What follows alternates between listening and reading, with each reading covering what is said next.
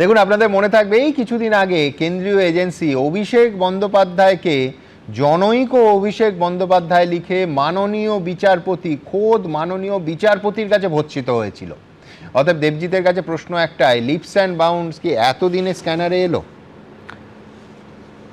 আগেই তো স্ক্যানারে আসা উচিত, এবং স্ক্যানারে তো আগে আসেনি এরকম নয়, বহুবার এসেছে, বহুবার এই নিয়ে কথা হয়েছে।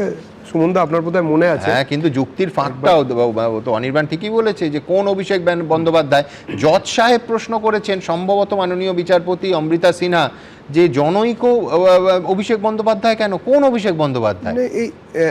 এটা তো ইডির লোকেরা এর উত্তর দেবে, ইডি কেন এরকম বলেছে বা কি বলেছে। ভর্ৎসিত হলে ইডি ভর্ৎসিত হয়েছে। হ্যাঁ, এবং পশ্চিমবঙ্গের মানুষ, আম বাঙালি, তারা দিনে দিনে দেখেছে যে এই ম্যাজিকটা কোথায়, খোঁজার চেষ্টা করেছে। বিশ্বাস করুন, আমি যখন যুব দায়িত্বে ছিলাম তখন আমার কাউন্টার পার্ট ওইদিকে, মানে বিজেপির যুব মোর্চার প্রেসিডেন্ট যখন আমি, তখন তৃণমূল কংগ্রেসের যুব মোর্চার সর্বভারতীয় এবং রাজ্যের শেষ কথা বলতেন অভিষেক বন্দ্যোপাধ্যায়।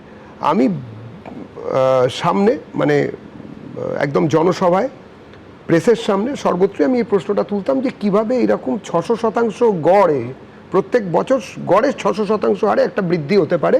ওই ম্যাজিকটা আমাদের শিখিয়ে দিন, তাহলে আমাদের এখানকার যারা বেকার যুবক আছে তারাও কিছুটা হলেও তো তাদের সুরাহা হবে। প্রথমত, কেন সবার তো এরকম পিসিমাসি, দাদু ঠাকুমা সবার নেই। নেপোটিজমের যে একটা সীমা থাকা উচিত সেটা তো এদের মাথাতেই তখন ছিল না। সব থেকে বড় কথা, যে কথা বিশ্বনাথদা জিজ্ঞেস করলেন, দিদিকেও জিজ্ঞেস করলেন, এটা এই ক্ষোভটা বিশ্বনাথদার এই একজন নাগরিক হিসেবে এখানে ক্ষোভ নয়, শহর কলকাতা জুড়ে, সারা পশ্চিমবঙ্গ জুড়ে সমস্ত নাগরিকের একটা প্রশ্ন। এমনকি আমার মনে হয় তৃণমূলের অভ্যন্তরেও একই প্রশ্ন থাকবে। অনির্বাণ বা যারা এরকম তৃণমূল কংগ্রেসকে আজকে রিপ্রেজেন্ট করছেন, তারাও বোধহয় এত তাড়াতাড়ি এত বৃদ্ধি করতে পারেনি। অনির্বাণ নিশ্চয়ই জানা থাকলে বলবে যে বৃদ্ধি করা যেত, জানতো, কিন্তু করেনি কোনো নির্দিষ্ট কারণে। পদ্ধতিটা আমি ওর কাছ থেকে আরও একবার জানতে চাইবো, বা এই ক্যামেরার মাধ্যমে যারা যেখানে রয়েছেন যে দিদিদের কাছ থেকেও জানতে চাইবো যে কিভাবে একটা পরিবারের নামে এত এত এত এত এত হতে পারে। আর অভিষেক বন্দ্যোপাধ্যায়ের নামে কেন এসেছে, এটা অনির্বাণের প্রশ্ন, সঙ্গত প্রশ্ন। এটা কি তাহলে পলিটিক্যাল ভেন্ডেটা?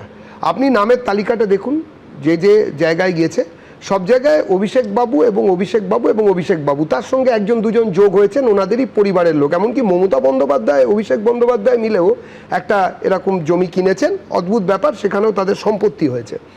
আমাদের কথা খুব পরিষ্কার যে বিভিন্ন সময় আমরা দেখেছি, আপনাদের মনে আছে বিশ্ববঙ্গের যে লোগো, আপনারা বলুন তো এই লোগোটা কার আসলে ছিল, কেন আমরা প্রতিবাদ করেছিলাম? আমি সেখানে 9 দিন জেল খেটেছি।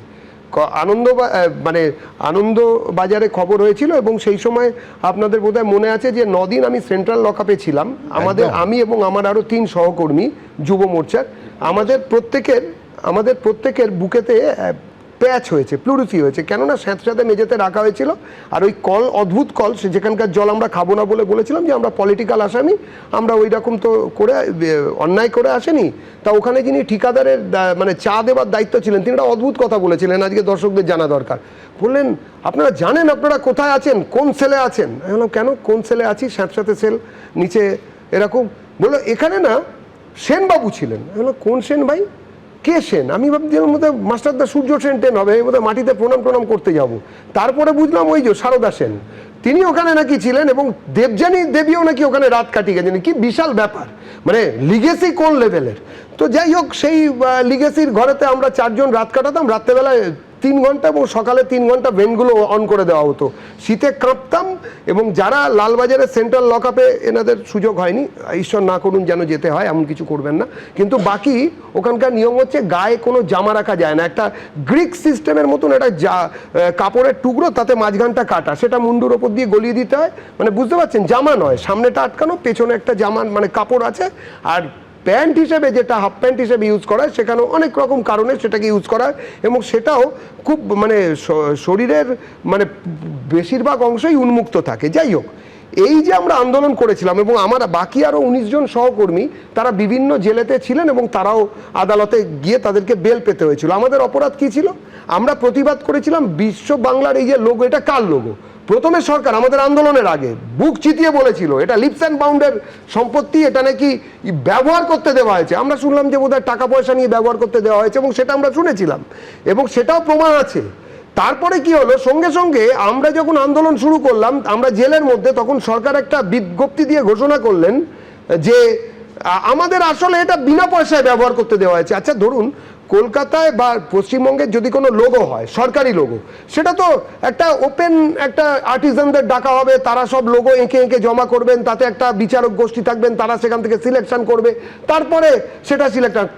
কে রাত্রেবেলায় স্বপ্ন দিয়েছেন যে ওই লোগোই ব্যবহার করতে হবে? প্রত্যেকটা জায়গায় এই লিপস অ্যান্ড বাউন্ড, এদের প্রত্যেক জায়গাতে আইপ্যাক, লিপস অ্যান্ড বাউন্ড, এরা ছিল সম্পত্তি তৈরি করার একটা মেশিনারি। এবং এই মেশিনারি কি করেছে, সম্পত্তি তৈরির নাম করে এরা বিভিন্ন জায়গা থেকে টাকা তুলতো। এবং আজকে যেসব দেখছেন না, এই যে প্রাসাদ, আপনারা মাঝে মাঝেই দেখাচ্ছেন অমুক বাবুর প্রাসাদ, তমুক বাবুর চিড়িয়াখানা, তমুক বাবুর বিশাল দেখালাম কান দিতে, ওটা মানে জাদুঘর হতে পারে যা জায়গা। না আমি দেবজিৎ একটু যোগ করি, সেটা হচ্ছে যে এই যে 17টা আমার হাতে, এছাড়া যে ফুটেজগুলো দেখছেন এগুলো কিন্তু একেবারে নতুন নোটিশ। তার কারণ এর প্রত্যেকটা গেছিল বিল্ডিং ডিপার্টমেন্ট থেকে। আর আজকে বিকেলে একাধিক ঠিকানায় যেগুলো বিলি হচ্ছে বা আঠা দিয়ে পুরসভার তরফ থেকে সেঁটে দেওয়া হচ্ছে, সেগুলো কিন্তু ট্যাক্স অ্যান্ড অ্যাসেসমেন্ট ডিপার্টমেন্ট, মানে কর এবং মূল্যায়ন ডিপার্টমেন্টের নোটিশ। আমি বলছি এটা কিন্তু দ্বিতীয় দফা আবার শুরু হলো। সুতরাং এই এবং অভিযোগ খুব স্পষ্ট যে রেসিডেন্সিয়াল বিল্ডিং কিভাবে কমার্শিয়ালি ক্যারেক্টার কি করে চেঞ্জ করা যাবে, নেচার এন্ড ক্যারেক্টার কি করে চেঞ্জ করা যাবে, এবং কারা তাতে পারমিশন দিয়েছিল। আজকে আমার বলতে খুব খারাপ লাগছে, দিদি সামনাসামনি আছেন, কোনোদিন কোনো মহিলার সামনে এইরকমভাবে বলতে আমার সত্যিই খারাপ লাগছে। কিন্তু দিদি একটা কথা বলুন, আমি যতটুকু আইন জানি, আমি ছোট বা আইনের জাহাজ তো আর নই, ছোটোখাটো আইনের কাজ করি, কিন্তু আপনারা যখন কোনো বিল্ডিংয়ের, বড় বিল্ডিংয়ের প্ল্যান যখন স্যাংশন করতেন, সেই সময় তো আপনি এমআইসি হিসেবে আপনার সেই টেবিলে আপনি থাকতেন এবং বাকিরাও থাকতেন। সেখানে দাঁড়িয়ে যখন না বড় চেয়ারম্যান বা এরকম বাকিরাও থাকতেন, এবং আপনাদের কাছে সেই, না আমি বলি আপনাদের, আমাকে বলতে দিন আগে, আপনাদের কাছে সেই ফাইল যেত না এরকম নয়, আপনারা জানতেন না এরকম না। আজকে যেরকমভাবে একেবারে মুখ মুছে ফেলছেন বিভিন্ন লোকেরা যে আমরা কিছুই জানতাম না, তাহলে আপনাদের ওখানে কাজটা কি? শুধুমাত্র কলের জল খোলার জন্য অর্ডার দেওয়া? বিল্ডিংয়ে যদি, তাহলে একটা কথা বলুন তো, এই যে এত এত আগুন অগ্নিকাণ্ড হয়, এত প্রত্যেক জায়গাতে কাউন্সিলররা বিভিন্ন জায়গায় কার 2-6টা ব্যালকনি বাড়লো, কার সিঁড়িটা একটু অন্যরকম হলো, কার টয়লেট ডান দিক থেকে বাঁ দিকে হলো কি হলো না, কার ঠাকুর ঘর, কার শোয়ার ঘরে কোন দিকে কোনটা এগোলো না, তাহলে এত লাখ লাখ কোটি কোটি টাকা যে ঘুষের ব্যাপারটা ছিল, হয়তো দিদি নেননি, কিন্তু বাকিরা যেটা করতেন, এই অর্থনৈতিক ব্যাপারটা কিভাবে তাহলে ঠিক হতো? 1 নম্বর। 2 নম্বর আরো একটা প্রশ্ন আছে, যে আপনারা যখন কিছুই জানতেন না, তাহলে আজকে সর্বত্র আপনাদের ওপরে যখন চাপ সৃষ্টি হচ্ছে না, আপনারা সরাসরি বলছেন না কেন?